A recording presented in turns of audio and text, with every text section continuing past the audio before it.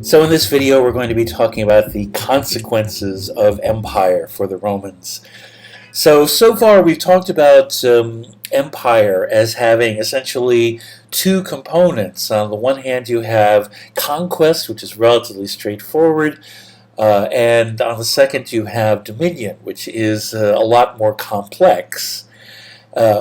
With the Romans, we run into a third aspect, which is what happens to you as a result of having acquired an empire. The story of the acquisition of empire for Rome over the course of the period of the Republic, essentially from the sack of Rome onward up to the destruction of Carthage, and the final piece in the Mediterranean puzzle, the absorption of Egypt, which takes place about 100 years later. All of this is the story of this. The assembly of this empire is the story, in part, of yes, how it affects the peoples that are conquered, but also how it affects the Romans. The Roman Empire is always, other for the Romans. The Romans themselves are the people of the city of Rome, and everything about the story that we've been telling is essentially how the Rome and the administration of that city and everything that happens within its sacred boundaries relates to the world outside it. And so, the adjustments that it has to make in order to maintain the strength and stability and the protection of the city of Rome and the interests of the city of Rome is the driving force of the development of what we call the Roman Empire. One of the most prominent aspects of this is the problem of the province. Once Rome has conquered or absorbed a territory, it has to administer it in some way. And so Rome ends up with this problem going all the way back to the First Punic War. Once it wins the First Punic War, it takes away from Carthage two satellite territories, Sicily and Sardinia, and these end up being territories of Rome that Rome now has to do something with. It needs to retain control over them so that it isn't controlled by somebody else. And the benefits, especially for Sicily, which, as I said, is important strategically as well as being a huge source of wheat, means that Rome has a vested interest in controlling it. But what are you going to do with it? The government of the Roman Republic is not designed to accommodate the administration of an external territory. It simply is not. The government of the Roman Republic is designed from beginning to end to deal with the administration of the city of Rome and to create generals to fight Rome's wars. And so we have the beginning of the province, which is essentially Rome sends its ex-consuls and ex-praetors out into the provinces to govern them, extending the authority that they have as consul or praetor. So once you have finished your year as consul, you then go out into, you are given a province, and your powers are prorogued. They are rolled over into another year, and you become a proconsul. Likewise, if you're a praetor, your powers are rolled over to another year.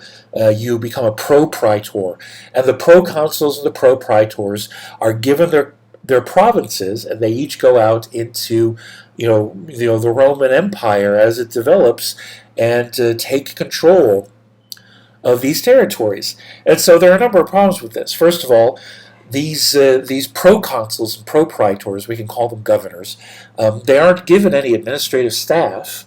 They come with their household and their household slaves and freedmen and anything like that help them to run their own possessions, their own estates. But there isn't any civil service even back at Rome. The Roman Republican government doesn't have any bureaucrats during the time of the Republic.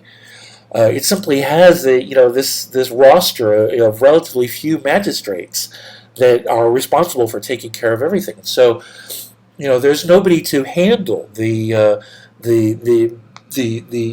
business of administering a Roman province.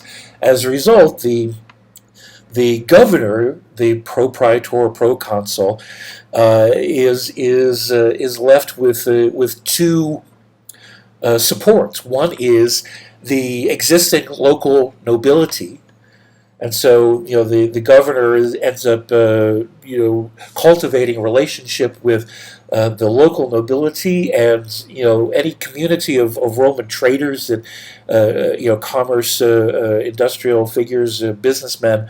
Romans that happen to be, if there's a Roman quarter in the city that he's situated in, and so forth. And secondly, the Roman legion. If whatever Roman troops he has at his disposal become part of his support.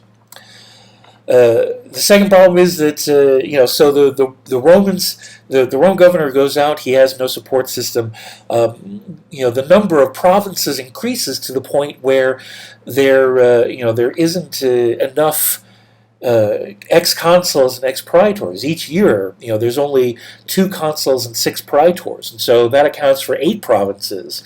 But Rome very quickly develops more than 8 provinces, and so governors end up being left in provinces a few years at a time, and as a result, so we have 2 aspects of the Roman governor that completely contradicts principles of the Roman Republic.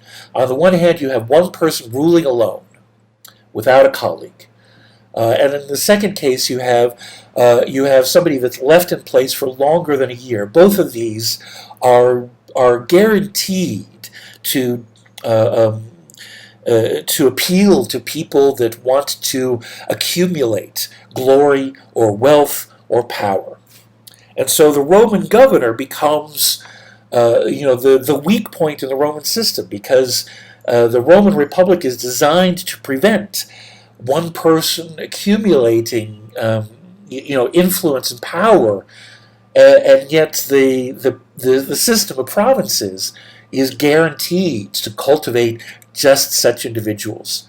And ultimately, it is the governors of provinces that will spell the end of the Roman Republic, and continue to be a permanent problem for the Roman Empire, because the Roman governors will continue to be a constant threat to whoever is ruling at Rome, whether it's the Republic, or whether it's once the Republic has fallen, the emperors that come after. The other thing about provinces is, because there's no civil administration, because there's no bureaucracy, the Romans have to collect taxes, but they don't have any mechanism to do so, and so they outsource it.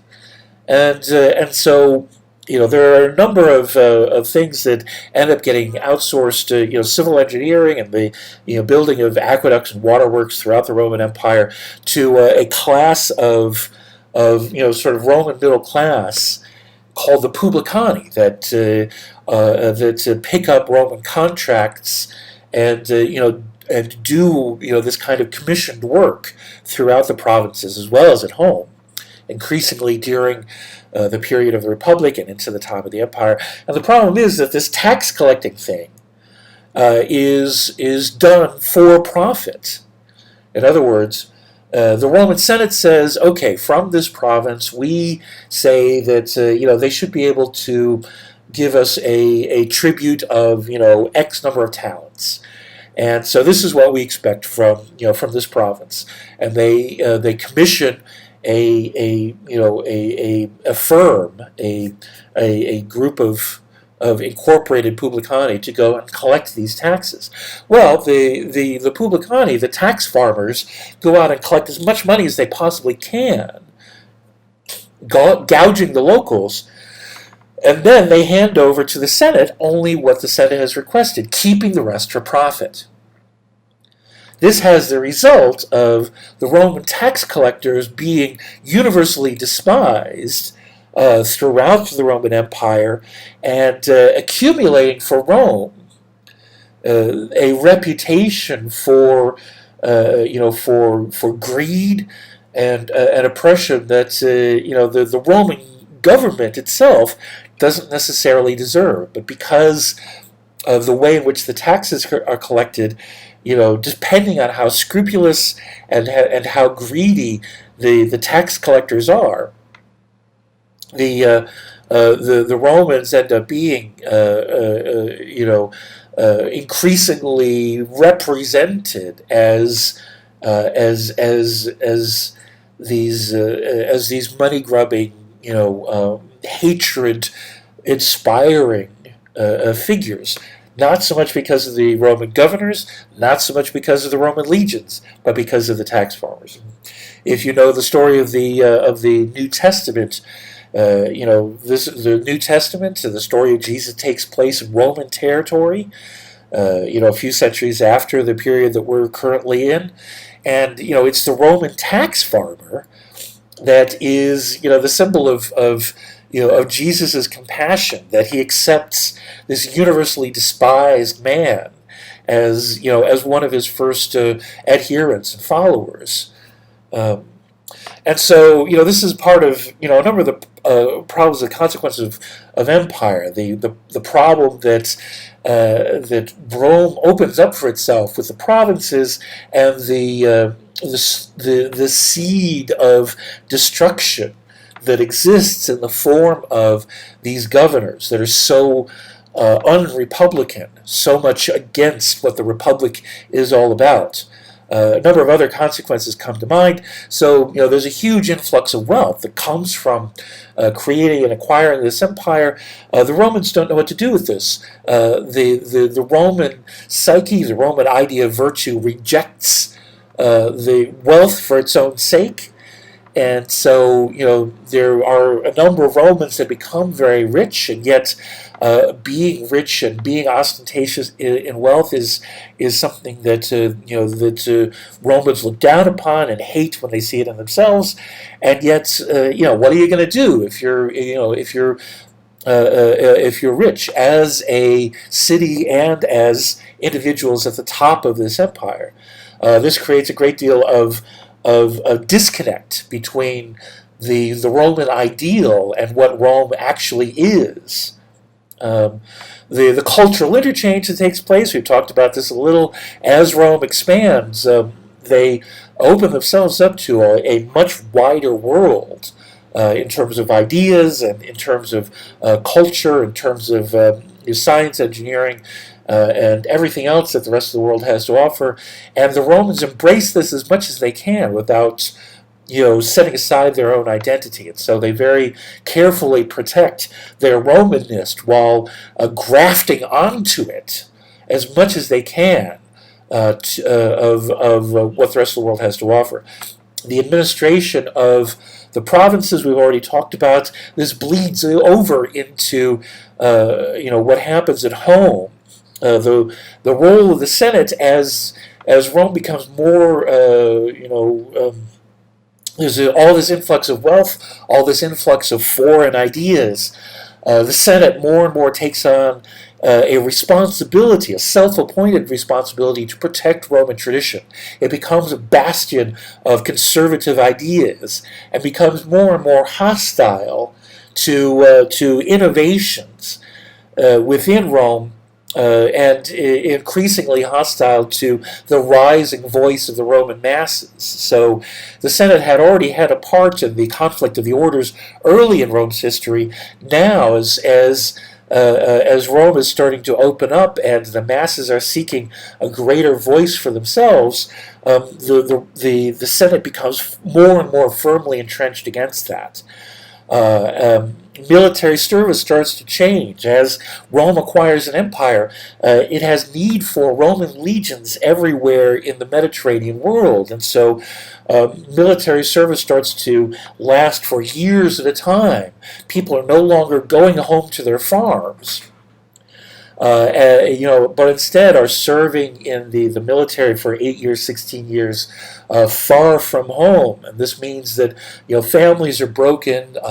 Fields and farms can no longer be cultivated, and so there's a profound problem with land and with people being available to be recruited for soldiers. The military service requires a certain amount of property, and for you to be a Roman citizen, Rome recruits auxiliary legions from amongst its allies, but at the core of its military force is the Roman legion, made up of Roman citizens of a certain amount of property. And as all this takes place, and the land is less and less populated by actual Roman citizens as they go out to fight, or as they go elsewhere in the Roman world to find their fortune, Rome experiences an increasing crisis, filling the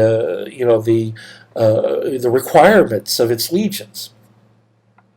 The way in which it deals with its provincial subjects is very largely in terms of Romanization, in terms of creating hubs of Romanness in Roman colonies and municipia, Roman cities. First throughout Italy, and then in Gaul, Spain, North Africa, the Hellenistic East. And these become centers of Roman trade, and so centers of Roman language and culture. The Latin language, Latin manufacture, the Roman idea spreads throughout these provinces. Not by being imposed from above, but by being insinuated from these centers of Roman greatness, and everybody knows increasingly that Rome is the strongest, wealthiest city in the world. It's the center of the world, and to be a Roman citizen is to have all of these advantages. To trade with the Romans opens you up to all these possibilities, and so this process of Romanization is in many places, especially Gaul, which becomes the Roman backyard, becomes is a voluntary process, and the Romans engage in suppression and oppression of its subjects as little as possible, hoping to instead bring about an empire that works. The effect on Italy, the Italy is increasingly Romanized, but Italy, becomes the center from which people, leave, and the families that are left behind often drift off of their lands into Rome. Rome gains this increasingly large population of landless people. The lands of Italy, in turn, are swallowed up by massive estates, and so the divide between the rich and the poor grows and grows and grows. This also leads toward economic crisis and class crisis. All of these divides bring about a divide within the nobility, a divide that separates the conservative elements of the nobility from those that are in the nobility that want a greater voice for the masses. And we'll continue talking about this in the next video.